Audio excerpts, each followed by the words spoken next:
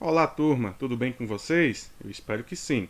Aqui quem fala é o professor João Júnior, também conhecido como professor JJ. Espero que vocês estejam em casa, que vocês estejam bem e que vocês estejam se cuidando nesse período de pandemia, ok? Então, nossa aula de matemática hoje será sobre juros, onde a gente já iniciou na aula anterior, quando a gente falou sobre o assunto porcentagem. Então, quem ainda não assistiu a aula sobre porcentagem, eu peço que antes de assistir esta aula, você volte, assista a aula sobre porcentagem, para então assistir essa aula sobre juros simples, ok? Então, como já estou falando, o objeto de conhecimento é juros e o objeto de conhecimento específico será juros simples, ok? Então, para iniciar essa aula, trouxe a seguinte indagação: o que são juros? Talvez no dia a dia de vocês já devem ter ouvido falar bastante sobre a palavra juros, principalmente quando vocês fazem compras parceladas, que são compras que você tem que pagar mensalmente, quando você vai em uma loja, no nosso caso aqui, lojas na nossa cidade, como Zeni, Macavi, Magazine Luiza, que você vai comprar algum produto, parcelado, eles vão falar que vai ter uma certa quantia de juros em cima desse valor. Não é verdade? Talvez você já tenha ouvido algo desse tipo. Então, para expressar o que são esses juros, trouxe a seguinte situação. Uma loja de eletrodomésticos está vendendo fornos de micro-ondas nestas condições. Então vejamos quais são as condições. Temos o forno micro-ondas de 1550 watts. O preço à vista desse micro-ondas é de 549 e no cartão, o preço do micro-ondas será de uma parcela mais 17, ou seja, uma entrada mais 17 parcelas de 44,40 centavos, totalizando 799,20 centavos. Então, a gente pode falar que juros, é uma compensação em dinheiro que a loja cobra por parcelar a dívida do cobrador. Então ele está comprando um micro-ondas. O micro-ondas custa 549. Como ele vai estar comprando parcelado, ele não vai pagar todo de uma vez, vai pagar aos poucos. Então a loja ela cobra um certo valor a mais para compensar em dinheiro o valor que ele não vai receber de imediato, que seria na compra à vista, ok? Então, juro nada mais é do que essa compensação em dinheiro que a loja cobra por parcelar a dívida do comprador. Então, nesse exemplo, os juros cobrados pela loja para parcelar a dívida de R$ 549 em 18 vezes foram de R$ 250,20. Por quê? Porque 799,20, que é o preço total a prazo, menos 549, que é o preço à vista, vai dar um resultado de 250,20 centavos, que é justamente o valor final, ok? Como assim, professor? O valor final é o valor dos juros, ok? É isso que a gente queria falar, o valor dos juros que o comprador vai estar pagando ao final, de pagar as 18 parcelas. Então, no caso das aplicações financeiras, o investidor é que empresta ao banco e, por esse empréstimo, recebe uma quantia que indica os juros, ok? Isto, obviamente, em uma aplicação financeira. Então, a dívida ou quantia que uma pessoa investe é denominada de capital. A soma do capital com os juros é chamada de montante. E esse montante é expresso pelo capital somado dos juros. E a taxa de porcentagem que se paga pelo empréstimo do dinheiro é chamada de taxa de juros. Ok?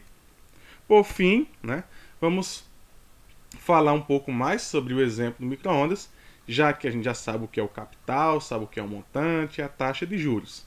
Então, no exemplo do micro-ondas, o capital foi de R$ 549 e o montante é de R$ 799,20 centavos, 549 o capital, que é o dinheiro que o comprador iria dever à loja, E 799,20 é o montante, que é o valor final que o comprador vai ter pago à loja.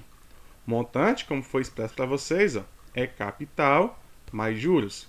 Capital de 549, juros de 250,20 centavos, totalizando um montante de 799,20 centavos.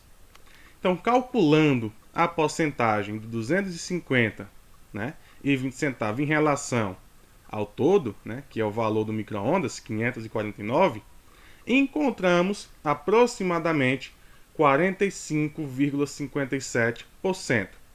Dividindo esse valor por 18. Por que por 18?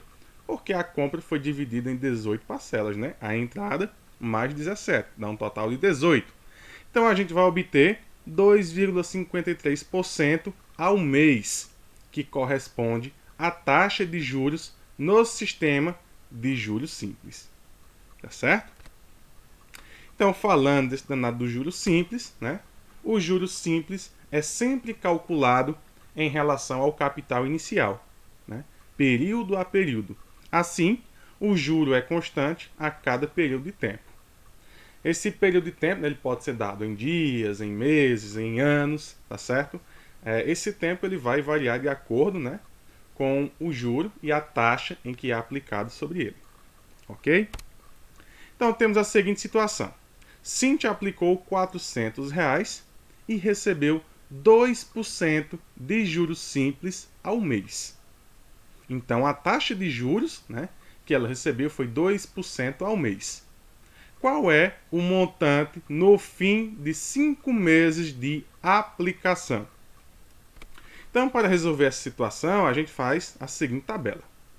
No primeiro mês de aplicação, né, o montante inicial de cada mês era 400, que foi o dinheiro que ela aplicou. Como o juros mensal era 2%, então a gente calcula 2% de 400. E 2% de 400 corresponde a 8. Isso, quando você fizer o cálculo da porcentagem, você vai obter um resultado de 8. E o montante no final do mês será o capital mais os juros, né? Ou seja, 400 mais 8, totalizando 408. Então, no segundo mês, qual vai ser o capital inicial? O montante do mês anterior, que é 480. E pensando dessa forma, a gente foi calculando, tá certo? As porcentagens mês a mês, de 2%, né? Sempre em relação ao mês anterior. E a gente obteve no quinto mês, já que ele pergunta qual é o montante no fim de 5 meses de aplicação. Então, quando a gente faz esse processo que eu falei, né? Ó, primeiramente calculamos o montante final do primeiro mês. No segundo mês, calculamos o montante final, com base no montante final do primeiro mês. E assim por diante até chegar no quinto mês. E o quinto mês, ele correspondeu a R$ 440. Então, após 5 meses, Cíntia terá um montante de R$ 440. Então, para calcular, né, esses juros, a gente fez, né, de acordo com a porcentagem, calculando mês a mês. Você fala, professor, não tem uma forma da gente calcular esses juros sem precisar fazer esse passo a passo de ser mês a mês, uma forma direta para a gente poder calcular esses juros? Tem. E é justamente, né, essa outra forma de solucionar que a gente vai ver agora. Então a gente vai solucionar o mesmo exemplo de Cíntia, porém utilizando outra forma. E que forma seria essa? Bom, será uma forma utilizando a seguinte expressão. Juros vai ser igual ao capital vezes a taxa dos juros vezes o tempo de aplicação sobre 100. Você fala, professor, por que sobre 100? Na aula anterior, quem assistiu, a gente pode representar a porcentagem como uma fração com denominador 100. Como a taxa de juros, né, é em porcentagem, eu posso representar essa porcentagem como sendo uma fração sobre 100. Por isso que eu estou dividindo por 100. Ok? Professor, vamos supor que uma taxa é 8%. Eu poderia fazer 8 dividido por 100, no caso a fração, e utilizar a forma decimal? Poderia. Nesse caso, você ia fazer somente juros igual a capital vezes a taxa vezes o tempo. Não teria o sobre 100, porque você já ia ter feito sobre 100 com a taxa de juros, ok?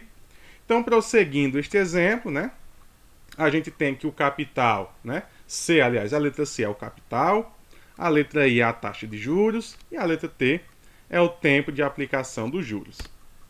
Logo, a gente vai ter que juros vai ser igual a 400, que foi o capital que Cintia aplicou, vezes 2, que foi a taxa de juros, vezes 5, né, que são 5 meses.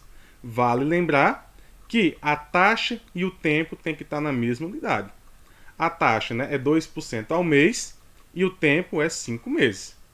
Então, se a taxa tivesse em anos, o tempo também teria que estar em anos e vice-versa, ok?